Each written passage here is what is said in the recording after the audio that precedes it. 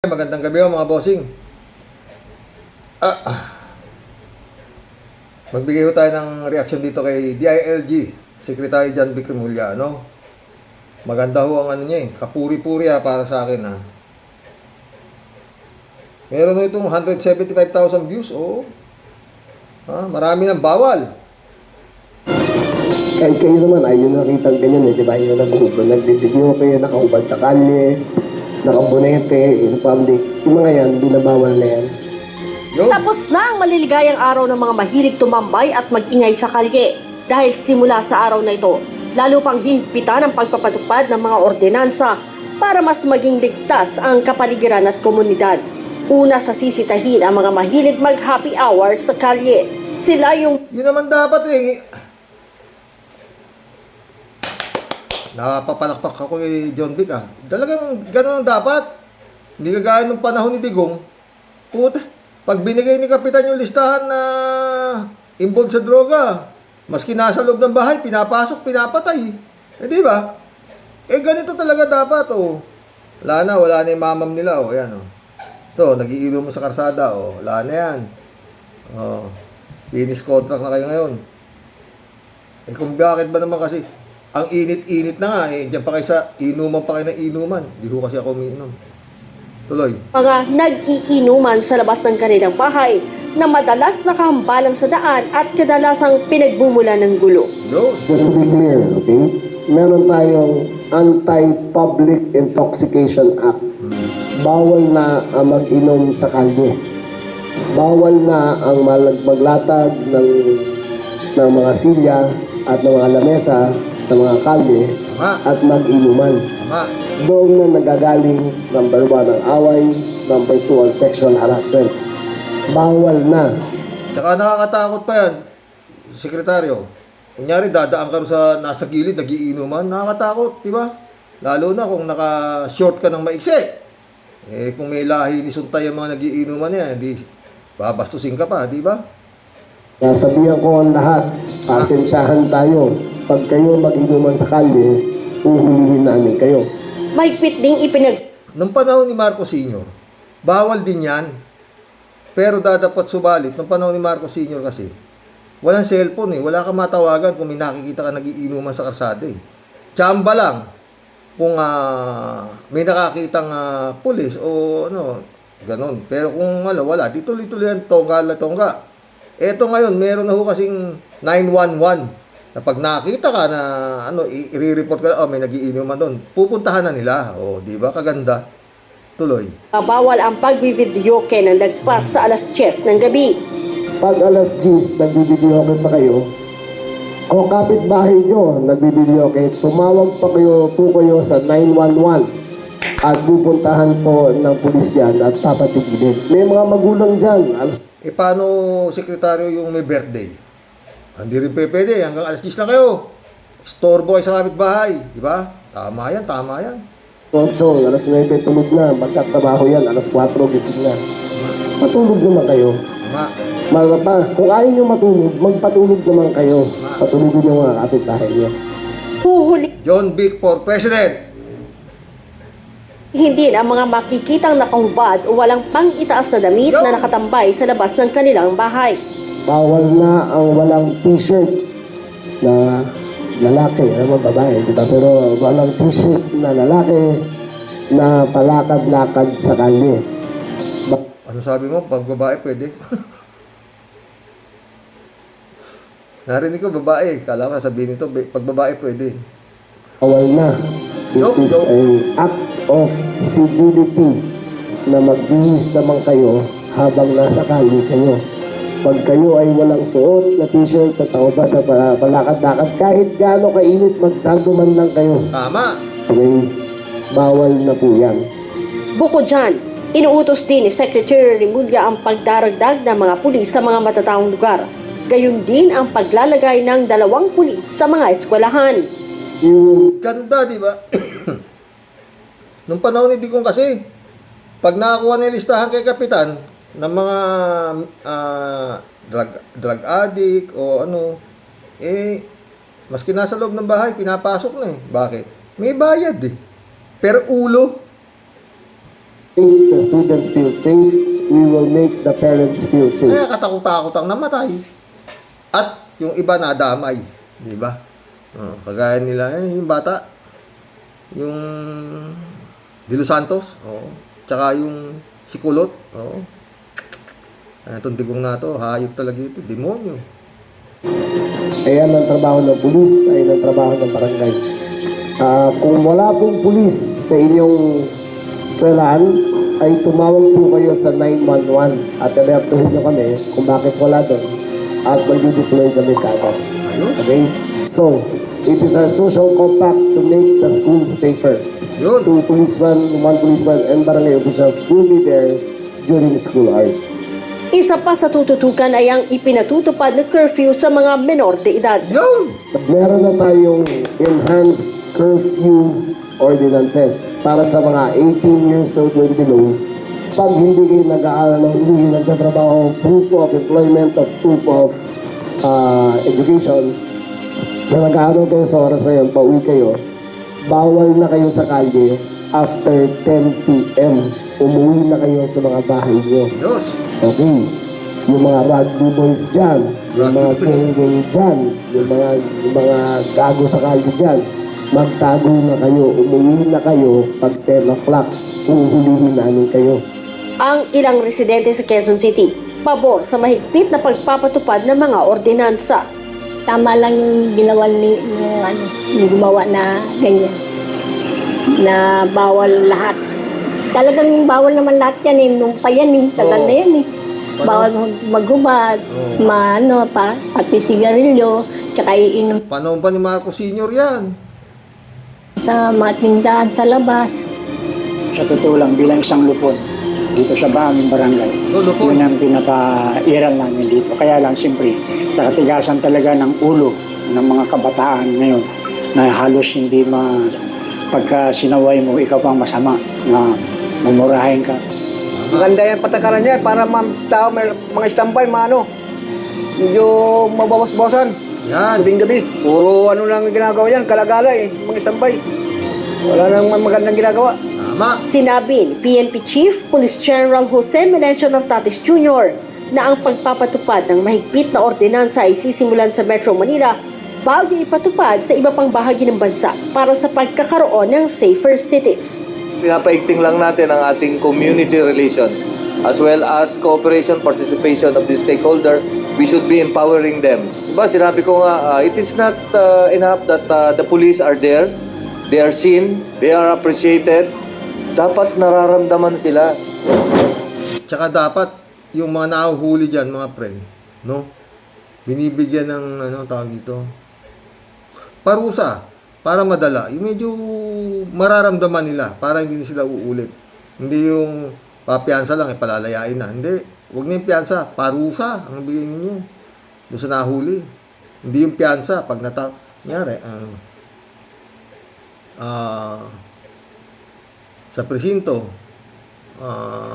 ibilad nyo sa araw. Ang National Capital Region Police Office o NCRPO agad na inutos sa kanilang mga district director ang implementasyon. We believe na yung mga lumalabag po ng Yan, dapat sa buong Pilipinas. Lalo doon sa Davao, marami doon, adik. mga ordinansa ay sila po yung mga beginners.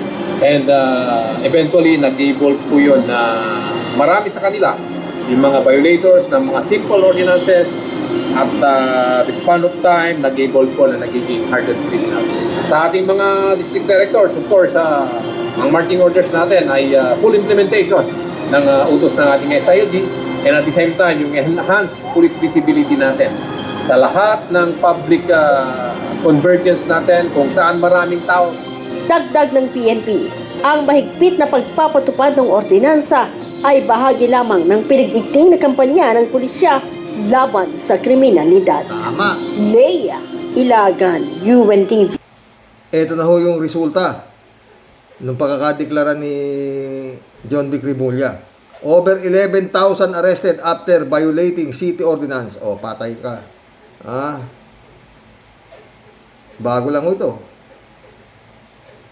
update sa Metro Manila dahil kita ng data sa NCRPO kung ilan na ba yung kanilang nahuli, mga naarestong violators doon sa mga ordinansa sa iba't ibang lungsod na mas pinaigting nga sa ilalim ng Safer Metro Manila program ng DILG.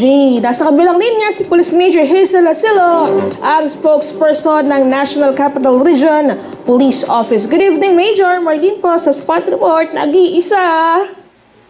Magandang gabi po, Ma'am Marlene, at solo flight ka ngayon, Ma'am. Kaya nga, Ma'am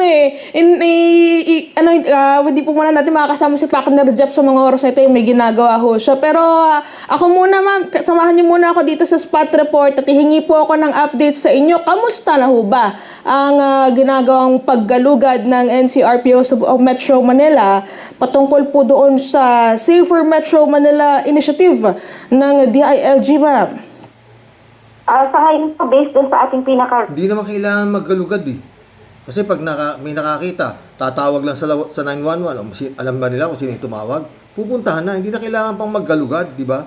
Talagang maganda yung sinasabi ni DILG. recent na data, nasa mahigit 11,600 po yung ating mga violators ng ating mga local ordinances po dito sa Metro Manila. So, medyo nagkakaroon lang po kami ng pagbabago dun sa ating mga beat Ayan sila, mga huli. Oh. lang. Dahil kanina po ay nasa 12,000. So, inaayos natin po yung figures dahil yung iba po dito ay chinecheck natin kung sila po ba ay napakawalan, sila po ba ay na-charge, or sila po ba ay nabigyan ng penalties or may mga fines po silang natanggap dun sa kanilang mga OVR. Yung 11,600, Ma'am, as of anong oras to? As of, ano po yan? As of 7 p.m. po. Aba, ang dami na, no? Ito yung... Bale, ano po yan? Data po natin yan kahapon. Yung April 6 po natin ang data. Hindi lamang po natin nakukuha lahat kasi yung pong iba pa nating mga ordinansa ay i-check pa po natin kung kasi po katulad nung sa ating sa Balaklava, which is dalawang city lamang po ang meron pa tayo niyan, yung Maynila po at Parañaque. So yung iba po kasi parang sa face mask po pumapasok yung sa Balaklava nila. Oo. Ma'am, doon sa data na binigay po ninyo, ano yung pinakamaraming violations na naitala ng NCRPO? Ang pinakamarami po dito ay yun pong drinking and smoking in public places. Yan! Oh, ayan o daw paliwanag nila. Ba't sila, hindi ba nila narinig? Hindi ba nila na-aware dun sa anunsyo ni SILG kahapon na wala nang warning? Huli agad. Oo kailangan Siguro po nasanay sila na sila ay napagbibigyan, sila ay parang sinasaway lamang. So hindi po siguro nila alam na sa ngayon po dahil na rin sa direktiba ng ating SILG at ng ating Pangulo is mas paiigtingin na po natin ang implementasyon po ng mga local ordinances natin dito sa Metro Manila. So pag bawal po ay bawal na po talaga. Ma'am, doon po sa data po na binigay ninyo, anong district po may pinakamaraming naitala? May mga babae pa nahuli. Marami pong huling violators ay ang Southern Police District po. Nako, SPD, dyan sa may Timog, Ma'am, no? Dahil marami din talagang mga ano dyan mga tao dyan sa area na yan. Karamihan pag napapadaan ako dyan, marami din tambay dyan, Ma'am, no? Tama po, medyo malaki po kasi ang nasasakop ng SPD, kaya medyo malaki din po talaga yung area at maraming violators talaga ang inaasahan na nating mahuhuli dito sa ating mga local ordinances. Yun ay lalo takot, hindi nila alam or hindi sila aware dun sa mga ordinansa na meron sa kanilang mga syudad. Alam mo, pinapanood ko ngayon, pinapalabas sa screen namin yung operasyon. Ano kaya magandang parusas dito sa mga to para madadala? Yung parang paternity kaya, yung isang hataw sa puwet na malupit-lupit. Yung talagang, maski 3 hataw. Oh. Tignan mo pag hindi nagsitino yung mga animal na yan. Ng QCPD dito nga sa Oplan Galugad kung saan iniisa-isa nga nila yung mga lugar at sinisita yung mga violators. Ang dami pong mga pulis na i-deploy. May ilang grupo po nagsasabi na hindi ba parang overkill yung ganitong klaseng deployment para lang manita ng mga lumalabag sa mga ordinansa. Ano ho ang say ng NCRPO dito? Hindi naman kasi kailangan niyang ganyan deployment kasi nga tatawag na lang naman yung mga kapitbahay, di ba? Oh, hindi naman nila alam kung sila lang tumawag. O may nagiinuman ho dito sa tapat namin. O, di ba? Oh. Wala ka naman mapagbintangan kayo, di ba? Oh. Hindi naman po yan overkill dahil halimbawa po pupunta tayo sa isang lugar or sa isang barat. Ikaw naman. Ano to? Overkill naman na agad. Ang overkill yung kay Digong. Talagang kill. Guys, example na lang po natin halimbawa itong area ng Taguig kung saan sa isang barangay po ay talaga namang napakarami ng pasikot-sikot. So kung halimbawa po na isang team lamang ng pulis na binubuo ng 7 to 8 na personnel, hindi po nila kakayanin dahil yung ilan po dyan sa ating mga kababayan ay pag nakakita ng pulis at alam nila na bawal yung ginagawa nila ay nagpupulasan na po ng takbo. Kaya po hanggat maaari ay marami po tayong personnel na isinasama para na rin po maipakita na na seryoso po ang PNP, ang NCRPO sa ginagawa natin na implementasyon po nitong directive ng ating SILG at ng ating Pangulo. May napanood ako kanina, ma'am, may isang grupo nagsabi na ito raw operasyon na ito, itong hakbang na ito, parang anti-poor daw po at parang band-aid solution lang sa nararanasang mga sitwasyon ngayon dito sa Pilipinas at sa Metro Manila. Basher yun, ading. Sa bagay, edi matingnan natin kung anti-poor nga. Bakit naging anti-poor yan? Pro-poor nga yan para di nagiinom itong mga halos wala nang ibili ng pagkain alak pa binibili, di ba? Ano ho ang reaksyon ng NCRPO doon? Anti-poor daw ito, ma'am. Hindi naman po ito anti-poor dahil wala pong sinisino ang local ordinance. Kung halimbawa man po na ang mahuli natin na nagsasmoke in public, ay hindi naman po lahat ay sabihin na po mahihirap lamang ang nagsisigarilyo. Meron po din mga pasaway naman na nasa middle class at nasa taas. Wala po tayong sisinuhin. Lahat po yan ay ating huhulihin or bibigyan po. Proper pa nga yan Di ba? Bakit? Hindi na sila bibili sigarilyo. Ba? Natin ng kaukulang fines or penalty kung sakali man po sila. Mahal na yung sigarilyo, baka akala nyo. Meron ng 12, isang stick Mahuli. So, hindi po 12 pesos na yun, bili mong pandesal tagila 2 piso, may 6 na pandesal ka na anti-poor yung ating ini-implement na local ordinance na gaya po ng sinasabi nila. Oo. Ma'am, doon sa mga ginagawang operasyon ngayon ng NCRPO, I understand ang pinagabawal ngayon mga pakalat-kalat sa kalye, nagiinuman sa kalye, lagpas curfew, nasa labas pa. May mga katanungan po kasi kami nare-receive kahapon mula sa ating mga netizens kung pati raw ba doon sa mga subdivision, sakop din yung ganitong mga implementasyon ng local ordinance sa kanilang mga lugar. Paano ho ang magiging approach ng pulisya pag sa mga subdivision naman ang nagiinuman sa kalsada, sa kalye, pero sa loob ng subdivision, paano po ang magiging action ng... parehas din yun. Maski ba subdivision kung nasa labas ng bahay, kung may tumawag na kapitbahay doon na taga-subdivision, dapat pati huli. Ano ba sinabi dito? NCRPO doon.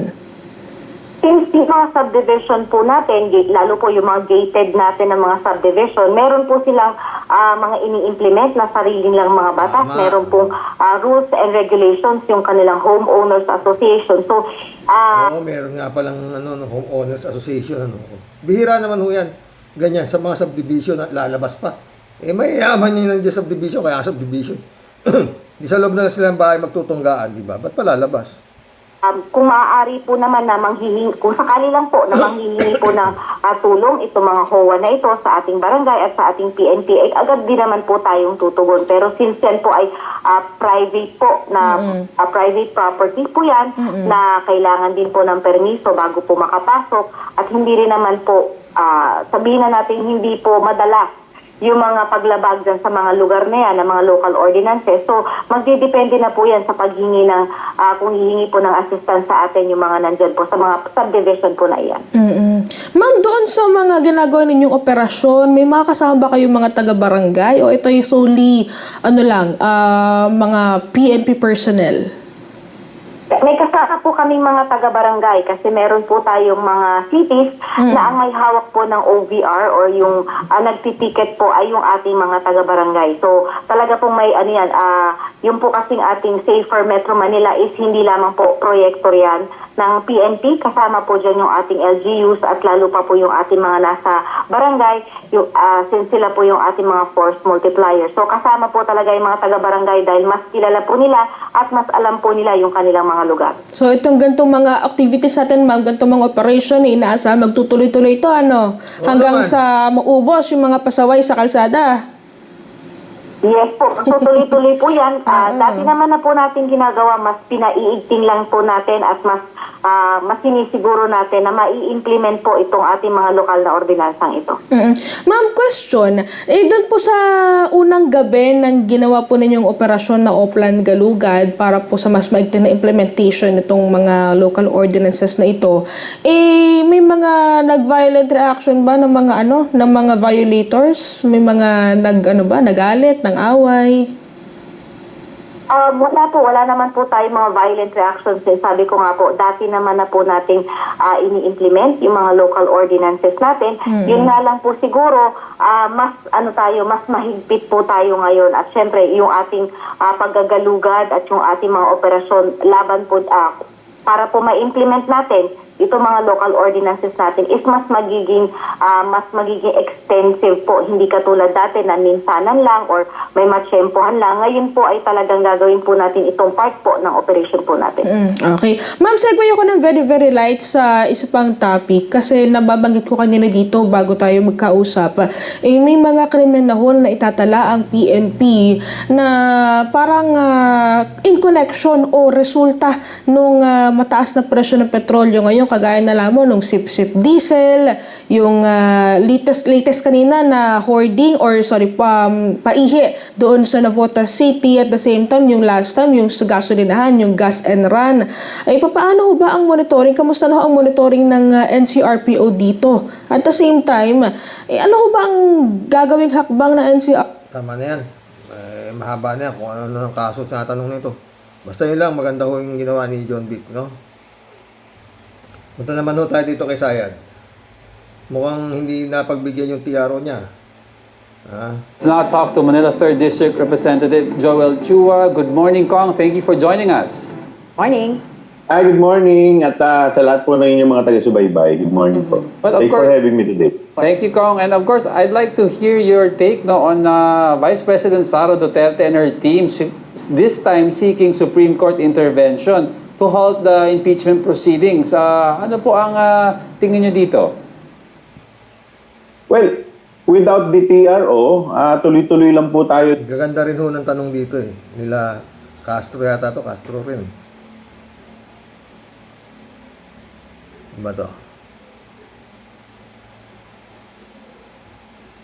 Tuloy. Dito, Right. this is another dilatory tactics on the part of the Vice President.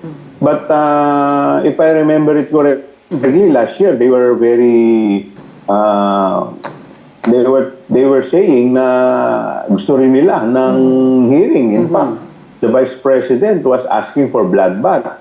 So now that we are giving them the opportunity to answer all the allegations against them, ngayon tatakbo naman sila sa Supreme Court. So confused din ako Ay, gusto ko klaruhin po, Kong, no? Because just like we want to understand, ano po mismo ang kine-question this time ni VP Sara? Is it the committee saying na sinasabi niya na parang nagiging trial court na daw kayo? Lahat kinu-question nila but alam mo, sa totoo lang, we are just following the procedure. We are, in fact, itong procedure, no, itong rules that we are following right now, adopted lamang to ng 20th Congress. So, from 19th Congress pa to, na sinusunod. So, wala naman kaming nilalabag dito sa procedure. Alright, Kong, of course, the Supreme Court, instead of releasing a TRO, has asked the Committee on Justice to reply or comment on the complaint of the Vice President. Is it Too early to tell na sa tingin niyo po ba by doing that, by releasing that Ito magandang tanong, mga friend.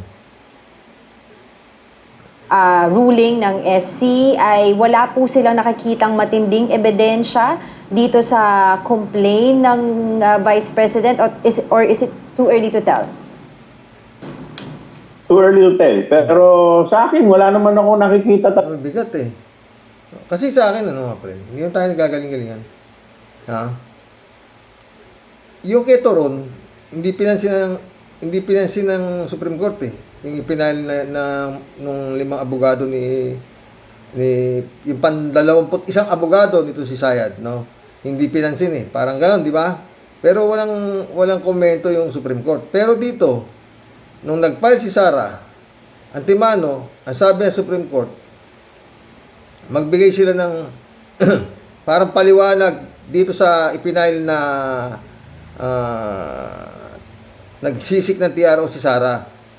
Nagtatanong sa Kongreso kung ano masasabi nila dito sa inano ni Sara. Pinasasagot sila, kumbaga. Yun ang medyo nakakaba dun. Bakit? Bakit sila pinapasagot? Di pa outright i-dismiss na yan. Di ba? Pinasasagot pa sila. Paano kung, ayan na naman, mali ka, ay, naku, nalabo pa eh. Kaya sabi ni yung too early to tell eh. Talagang grounds para mag-TRO ang Supreme Court. As a matter of procedure, siguro, they would ask us to answer. Pero hanggang dun lang yon. Dahil ako, nakikita ko, wala naman ako nakikitang mali sa ginagawa ng Committee on Justice. Alright, so after... Yun ang problema. Sa totoo lang, wala naman talagang nakikitang mali eh. Ang problema, itong ni Sayad, marami silang nakikitang mali. Di ba? Kaya nga, takbo sila sa Supreme Court. Parang si Sayad eh. Mali yung ginagawa sa akin. Sabi niya doon sa mga in-appoint ng tatay niya. Actionan niyo to. Ipa-stop ninyo. Yun ang gusto mangyari ni Sayad eh. Kayong mga in-appoint ng tatay ko. Di ba? Yun ang nangyayari. Kayong mga in-appoint ng tatay ko, kailangan aksyonan nyo to. Inaargabyado ko rito. Kawawa ako dito sa Justice Committee na to. Maraming hinihingi sa akin, pinapalabas yung kung ano-ano. Pahintuin nyo to, TRO nyo to. Ganun ang gusto mangyari ni Sara eh, di ba? Kaya pinapasagot sila ngayon. Doon sa inaano ni Sara kung ano masasabi nila. Kay Representative Joel Chua, wala siyang nakikita. Talaga namang wala. Pero, paano yung Supreme Court? Baka bigla na naman. Kagaya nung nangyari nung nakaraan, di ba? Wala naman talagang nakikita biglang, sabi ng Supreme Court, unconstitutional kayo, magsitigil kayo. 1 year ban. Dito, 1 year ban na naman sinasabi ni Sayad. Mo. 10 days, binibigyan po ang Committee on Justice to comment nga po doon sa petition na final ng Vice President. Ano po ang mangyayari after? What can we expect after that? Basta kami po, tuloy-tuloy lang kami. On April 14, we will proceed with our trial. Tatlong hearing dates lang ang Senate Chairman until the end of April. And after which, kung wala na sigurong itatakel, then we will vote upon the probable cause. After which, kung may probable cause, isasampa na ito sa plenaryo and we need 1/3 vote. Okay, so just recently, a few moments ago, I just read a report that the House Committee on Justice, kasama po kayo doon, ay nagpasabina na po kay Attorney Michael Powa, para po sa susunod na hearing po ninyo on April 14. And itong sabina na to, speaking of this, ay isa po doon sa mga complaints ni Vice President Sara Duterte that wala daw pong karapatan ang House Committee on Justice na magsabina ng mga evidence because yun nga daw po, you are doing a mini trial. That is not true. In fact, hindi lang yung Committee on Justice. Lahat po ng mga committee sa Congress may right to issue subpoena. Hintik yung sumbong ni Sayad, no? Wala kayong karapatan. Kaya sabi niya sa Supreme Court, walang karapatan sila sa ginagawa sa akin. Parang ganun ang dating. Inaapi ako dito. Supreme Court. Diba? Patay tayo dyan. This is part of, this is written in our rules under Section 7. So, wala po akong nakikitang mali dito because we are required to, in fact, pati po siya Wala naman talagang mali. Sa totoo lang. Maski yung nakaraang na-impeach si Sayad, wala namang mali. Oo. Kung tinuloy na ni Escudero yung forthwith, baka hindi na nakapag-komento yung Supreme Court. Hindi na umabot doon.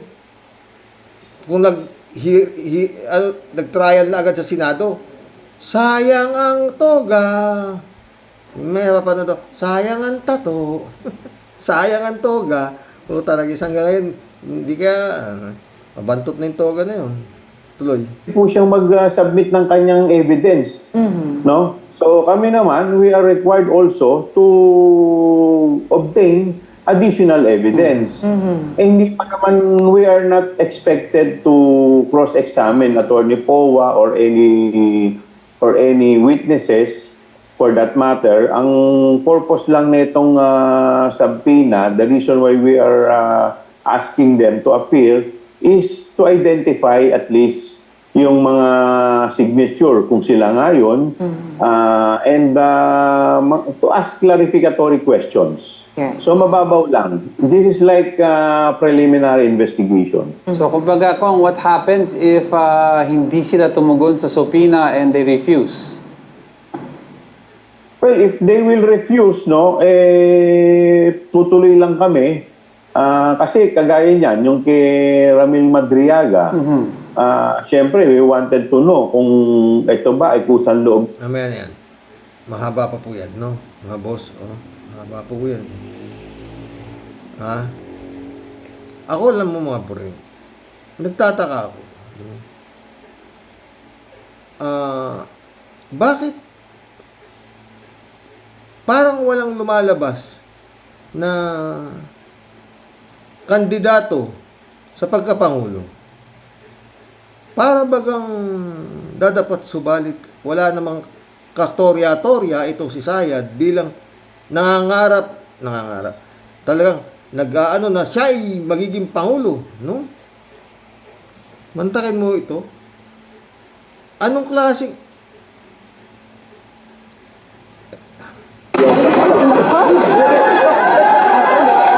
putang ina ninyo. Putang ina, hindi mo pala gusto ginagawa mo eh. This country is going to hell. Putang ina ninyong putang ina ninyo. Putang ina, hindi mo pala gusto ginagawa mo eh. This country is going to hell. Putang ina ninyong anong klase ito? Tignan niyo mga pre. Pero, ayon sa survey. Sabagay, siya pa lang naman na nagdideklarang siya ay magiging Pangulo ng Pilipinas. At siya raw ay tinadhana ng Diyos na siya ang magiging Pangulo. Hindi nila kinikilabutan to, no, mga boss. Pero, ang daming pwedeng mamuno po kasi na matatalinong tao. Justice Carpio, ba't hindi? Pwede naman mag-file ng pagka-presidente yan. Attorney Lenny Robredo, hindi pa natin alam, no? Baka bigla akong mag-ano. Pero parang tinatansya nila no? Kung anong takbo no? Kung anong merong peto si Sayad, no? Kung bakit, anong kapit meron tong Duterte, no? Sa gobyerno. Parang nakapagtaka talaga. Oo. Nakakapagtaka. Yung pulong, sinampahan ng kaso, asan na yung kaso? Hindi rin umuusad yata. Ang nagsampa pa yung mismong halos saktan niya nakita sa video, ha? Tapos hindi madisbar-disbar. Pinailan na ni Topacio to si Larry Gadon. Yun na nga na ano mo dito eh. Talagang napakatibay ng ano nito eh. Hindi pa rin alam yung isinampang kaso ng National Bureau of Investigation na grave threat. Yun ang ano dito eh. Anong meron, ano? No? Survey, nangunguna, malayo. Oh. Leni Robredo na, saka si Tulfo na yung ano ha. Parang kinukonsider na candidate ng pagka-presidente na maaring maging kalaban niya. Pero ang layo na agad. Itong survey na to talagang anak ng pating, oo. Siyempre, tinitingnan. Parang itong mga kalaban, isang taas na survey ni Sayad, ayaw na nilang lumaban. Di ba? Hindi ko... Ano meron? No? To? Mantay may itsura na yan ang gagawin presidente. May sira ho sa ulo yan Maliwanag pa sa sikat ng araw, baliw. Oh. Ayan siya, Ang pwesto na kinatatayuan ko ay hindi Ang pwesto na kinatatayuan ko, tingin doon sa pinaba... Sino kaya sumusulat ang binadaldal nito, no? Ang pwesto na di para sa akin. Ito ay para sa Pangulong Rodrigo Duterte. Pero, tinawag ako ng tadhana dahil kinidnap ang tatay nating lahat. Tatay mo lang Antakin niya yan. Anong pinagsasabi niya? Presidente, yan ang gagawin presidente? Homilik. Mga senador naman na nakahanda ng i-acquit ito, mahiya naman kayo sa taong bayan. Yan itsura pa presidente Yan Antakin mo, siya raw itinadhana. Baliw. Sa totoo lang, baliw diba? Pero parang walang gusto ang lumaban. Ang dami pwedeng ilaban. Kung bakit, yan eleksyon kasi, pera Pera. Kailangan may makinarya ka. Bakit yan? Ito, kung kay Atty. Claire Castro mo ilalaban ito sa debate na lang susuot sa ilalim ng mesa ito maski saan mo ilaban to na makikipag-debate ito sa presidential debate. Siyempre, presidential debate na naman yan, magkakaroon naman yan. Kung sakasakali nga na itong si Sayad, makakapag-file ng candidacy. Alangan namang wala ng presidential debate, anak ng putang ina, ano na yan. Kagaya na naman nung nakarang eleksyon na ang nanalo yung hindi umaattend ng presidential debate. Eto, ang Sayad nito, hindi nga umattend ito mas minsan Kaya galit na galit si Walden Bello Pero ang taas ng rating na survey. Anong klase yung Pilipinas, no? Magkulam na tayo, nakakabisi. Wilfredo Contreras, shout out. Buong akala kasi nito pamilya Duterte, hindi sila kayang gibain. Ang kakapal ng pamilyang yan. Ang kakapal ng pamilyang yan at kaalyado. Totoo yan, Wilfredo. Librado Ludovico, shout out. Blessed morning, Karoks and all warriors. Kawawang Duterte, Supreme Court. Magmumukhang gago na naman. Hay, nako, only in the Philippines. Totoo. David Alin Mendoza, shout out. Good evening po, Karoks. Alam po kasi ng mga Duterte at mga kaalyado nila ay hawak nila ang mga kwarta Supreme Justices. David Alin Mendoza, tumpak po kayo, Karoks. Ganyan ang mga dutae. Kung may nagawa sila para sa'yo, dapat tumanaw sila ng utang na loob. Kaya yung ginagawa nila sa Supreme Court Justice, yun ang ginagawa nila sa Supreme Court Justice. Di ba? Si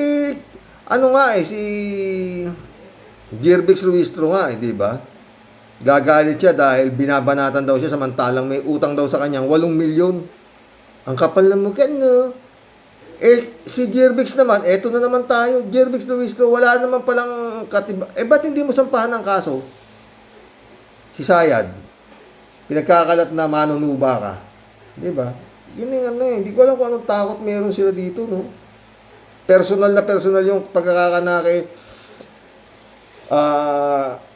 Representative Jirbix Ruistro pinagkakalat na may utang kang 8 milyon sa kanyang asawa. O, di ba? Puta. Tapos sasabihin mo, magpakita ka ng resibo at babayaran namin kung may mapakita ka. Eh kung wala, di kakasuhan mo dahil kahiyahiyain. Not unless na ayaw mong pumatol sa baliw. Di ba, Congresswoman Jirbix Ruistro? Odelia Alpilor, shoutout. Hello po, Sir Rox. Pag yan pinagbigyan pa ng SC, patunay na ginagawa na sila ng isang malaking tanga. Tama ka, Sir. Patunay sa kanila, ang tingin sa kanila na totoong tuta sila ng Duterte. Tama, antay tayo. At malapit ng mabulgar ang buwakan ng mga walang kahihiyan ng pusit na yan. Ingat and God bless us all po. God bless Odelia, ha? Michael Edwin Mike, shout out. Odelia Alpilor. Sana nga po, Sir Rox. Sana nga po, Sir Lord, ikaw na po manguna sa mga nangyayari sa pangalawang Pangulo ng gobyerno. Amen. Ikaw na po ang pangalawang Pangulo ng 3JC Hope, shout out. Hindi na dapat siyang tawagin pangalawang Pangulo, kundi Panggulo. Sila lang naman talaga ang gumugulo sa ating bansa. Totoo yan, friend Jane. David Alvin Mendoza ulit. Ano naman po ang dahilan ng Korte Suprema para maglabas ng TRO? Yung violation ng 1-year ban rule na naman para sa impeachment. O yun nga. Nilinaw na rin ng Korte Suprema yan. Ginawa lang katawa-tawa ni Inday Sayad ang Korte Suprema. Sa bagay, Karox, nagtrabaho ako sa Korte Suprema noon at talaga namang maraming benepisyo ang natatanggap kapag naging Supreme Court Justice ka. Ganun ba, David? Dapat yan, tinitingnan salin ng mga yan. Parang si Justice Carpy ba yun? Elizabeth Scarre, shout out. Good evening, Sir Rox. Yan lang naman ang pwedeng gawin ng mga DDS na yan. At si Sara. Si Sara na yan na tumakbo sa Korte Suprema kasi alam nilang andun ang mga pro-Duterte justices nila na inilagay mismo ni Digong yan. Pero tingin ko, di na nila papaboran ng Korte Suprema yan kasi mabubuking na totoong pro-Duterte sila. At yan magagalit ang taong bayan. Sana nga ganun. Kasi nga, wala na talagang palusot itong si Sara. At yan mabubuking ang mga bank accounts. At isa ito sa kinatatakot ni Sara. Diba, Sir Rox? Totoo yan. Ang problema nga, Elizabeth, binibigyan pa ng Korte Suprema ang Kongreso answer within 10 days daw yung sinabmit ni Sara na petisyon para makakuha siya ng TRO. Puta, dapat automatic, outright dismiss na yun. Bakit pa sasagutin na naman to? Yun ang dun eh. Joselito Mabait, shout out. Mary Lebron, shout out. Shirley Jaser, shout out, ha. Iba na talaga ang spoiled Karox. Ibahin nyo si Sara Mau. Wala talaga diyang makakatapat sa kakapalan ng mukha. Totoo yan, Shirley. Kalat ni Baya, shout out.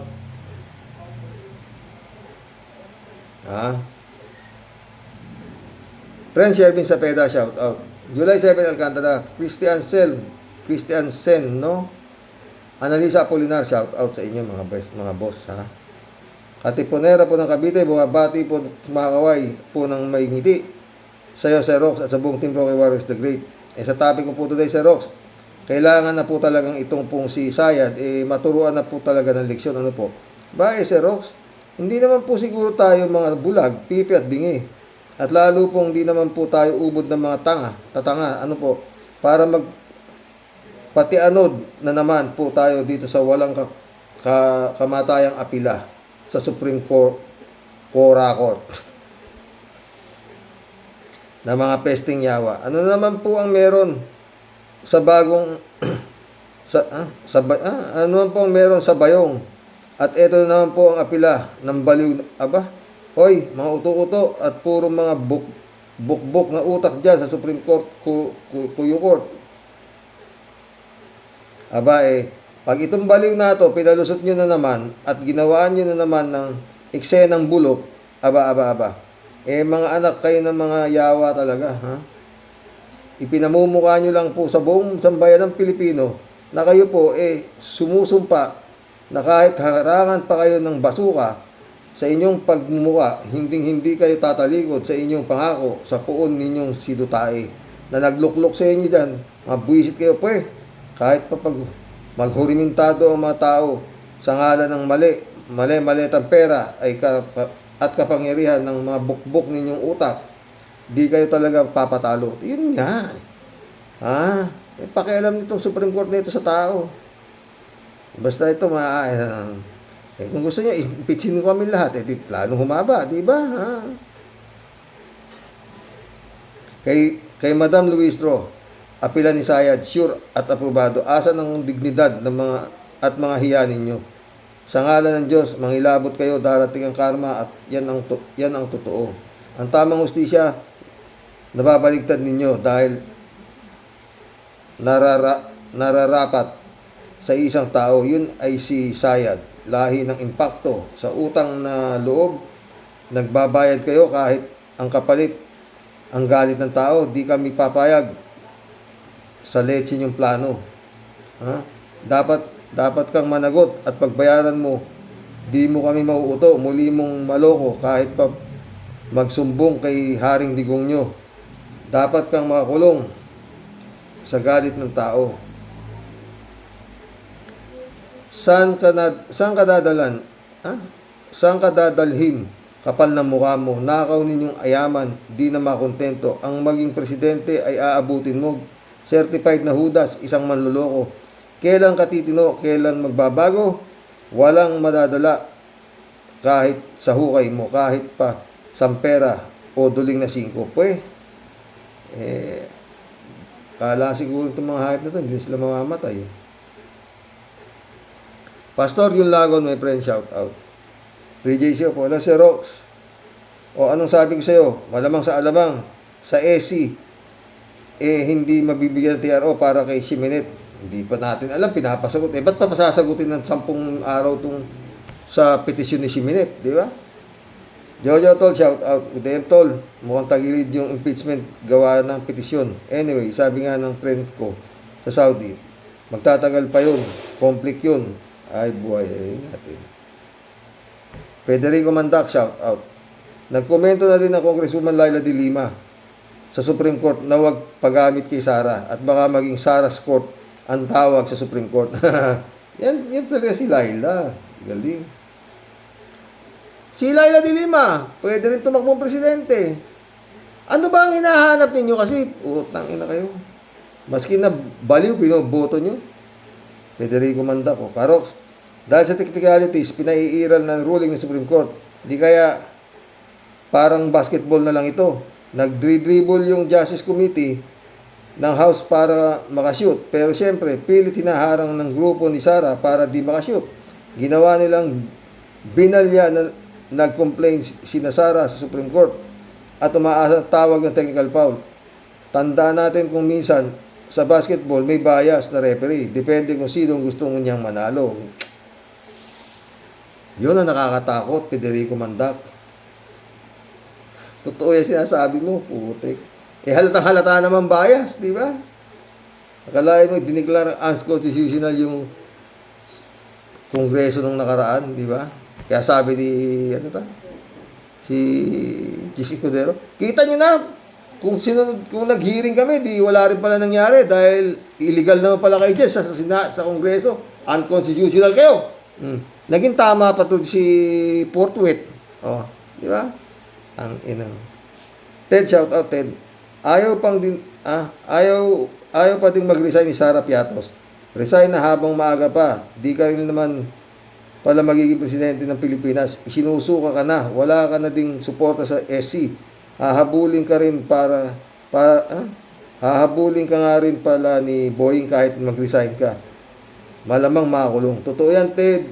Dapat noon pa yan.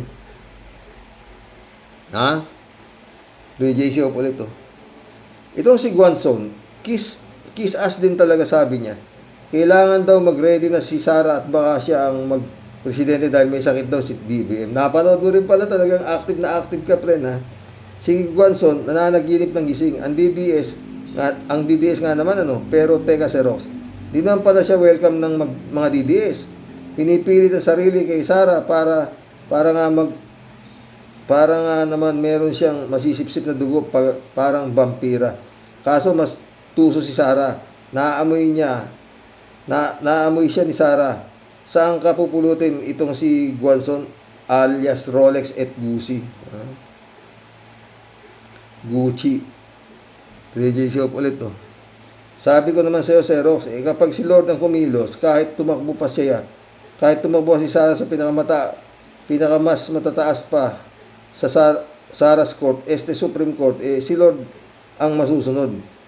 Pag ayaw ni Lord, ayaw niya. Kaya sa April 14 tuloy ang ligaya ng Congress. Mukhang tinatablan na itong Supreme Court.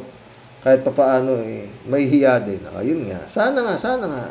Hindi lang anghel ka, my friend. Pero ako, hindi pa. Kasi, hindi naman dinismiss agad. Pinapasagot naman 10, binigyan, 3J Super. At least meron tayo abangan sa 14, di ba? 3J Super. Xerox, ano naman itong pakulo ni John Vic? Hindi pa nga siya nagiging presidente, acting president na. Yan ang topic ko ngayon, friend.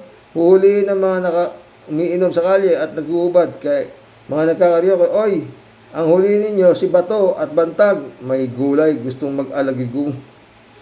Hindi naman. Pinuri ko nga Nauna lang yung comment mo Marilo Fabiano. Tila nahihiya ang Supreme Court sa dami ng reaksyon kaya bigo ang Sara na makakuha ng TRO. Nawa tuloy-tuloy ang proceeding. Dami talagang balakid. Kapit ko si Sara, tila talaga ayaw bumitaw sa kahihiyan. Totoo, my friend, Dolor Garcia, Eman Escalona. Friend, I'm Bingson, shout out. Brother Eli Asisio, hanggang bukas mo muli. Mission accomplished. Oo. Ay, nako. Pero, very good si John Vic. Good night. God bless.